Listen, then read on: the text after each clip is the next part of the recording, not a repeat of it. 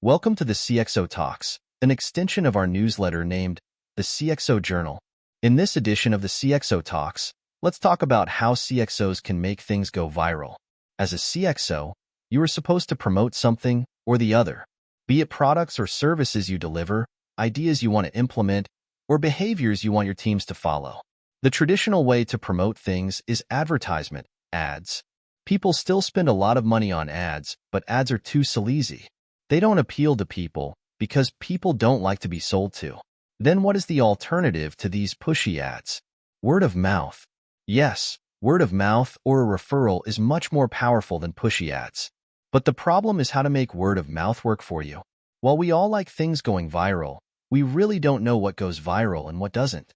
All this was true until this book, Contagious, Why Things Catch On, was not released. In this book, author Jonah Berger, a Wharton School professor and internationally best-selling author, with a lot of research, has jotted down steps, called as STPPS, which if followed, can make anything go viral. Steps concept. Products the ideas of behaviors that contain social currency and are triggered, emotional, public, practically valuable, and wrapped into stories, normally become viral. STEPS is an acronym coined by Jonah Berger for social currency, triggers, emotional, public, practical value, stories. The good point is, you don't have to follow all the STPPS to make your specific thing go viral. Any one or two of them, done well, would do. Let's understand these STPPS one by one. Here is my understanding in my own way of looking at STPPS framework in a business context. Treat this as my notes on the STPPS framework by Jonah Berger. 1. Social currency. Does your product or service or idea or behavior which you want to make viral make them look good or an insider? Find inner remarkability. It should be surprisingly novel. Ask following questions to yourself. Can the product do something no one would have thought possible? Can you generate surprise by breaking a pattern? Can you create mysteries and controversy around the product? Can you change the product to something unthinkable? For example, a black toilet paper. Leverage game mechanics.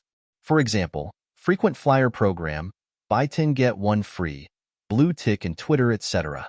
Make people feel like insiders, for example, flash sales, sales only for 2 hours per 2 days, etc.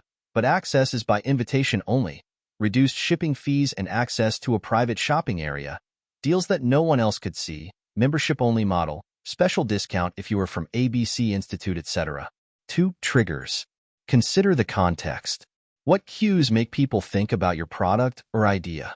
How can you grow the habitat and make it come to mind more often? Frequency of reminder, for example, coffee with Kit Kat.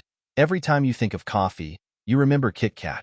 Competitors can even be used as a trigger by making a rival's message act as a trigger for your own. Caution. Linking a product or idea with a stimulus that is already associated with many things isn't as effective as forging a fresher, more original linkage. 3. Emotions. Focus on feelings. Does talking about your product or idea generate emotion? How can you kindle the fire? Emotions drive people to action. They make us laugh, shout, and cry, and they make us talk, share, and buy. Strong emotions increase sharing. For example, excitement, more anger, getting disgusted, more humor, etc. Exercise also makes people share. Caution. Sad emotions, contentment leads to reduced sharing. 4. Public. Does your product or idea advertise itself? Can people see when others are using it? If not, how can you make the private public? Can you create behavioral residue that sticks around even after people use it? Can people see when your customer is using your product? For example, Apple laptop logo. Create behavioral residue. Even after the product is used, the residue is seen. For example, sports trophies. Caution. There are few instances when making something public could be a bad idea. For example, just say an campaign about drugs. When we campaign that drugs are bad and don't do it, we also say that other people are doing them, which actually makes people do it. Preventing a behavior requires the opposite. 5. Practical value. Does talking about your product or idea help people help others? How can you highlight incredible value, packaging your knowledge and expertise into useful information others will want to disseminate?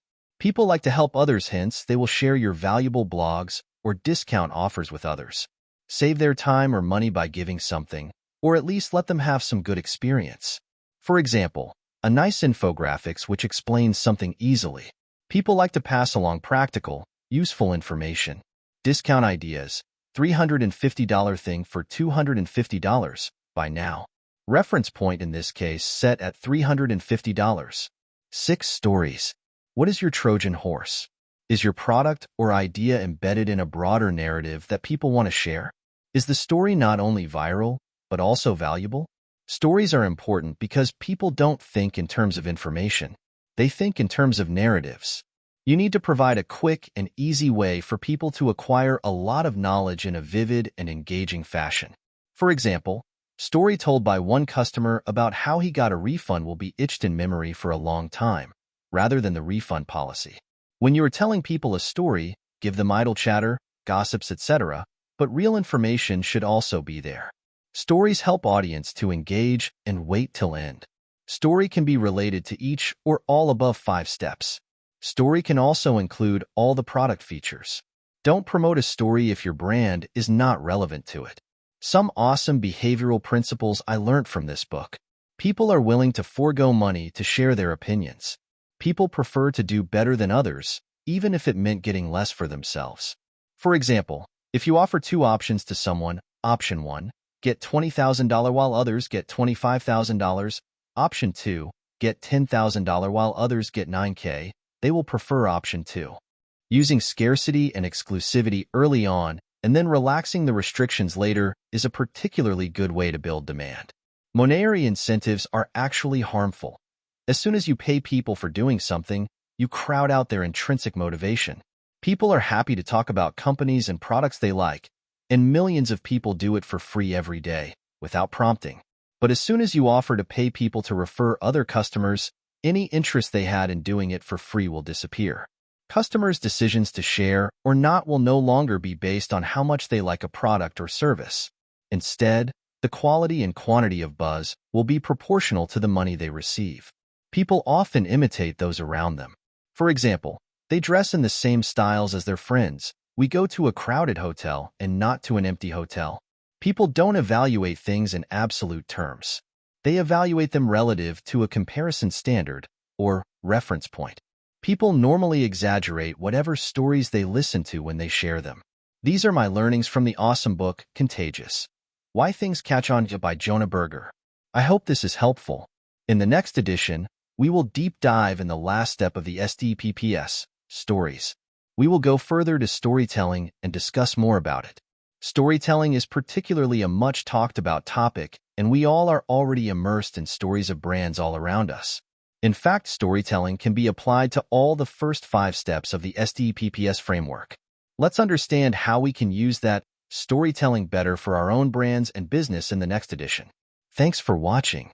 Do subscribe to the channel. Let's connect in the next video with few more insights to manage and scale up your business systematically.